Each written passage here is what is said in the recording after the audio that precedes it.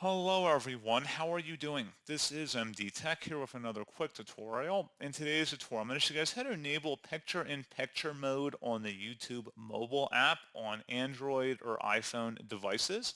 So this should hopefully be a pretty straightforward process here, guys. And without further ado, let's go ahead and jump straight into it.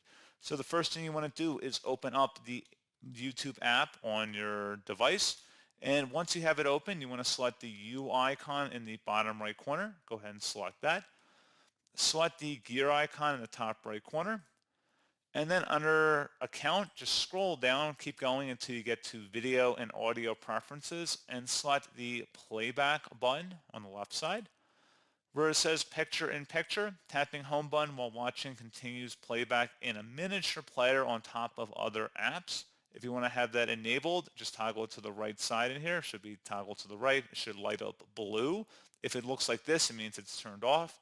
So pretty straightforward process on that, guys. And as always, thank you for watching. I do hope I was able to help you out, and I do look forward to catching you all in the next tutorial.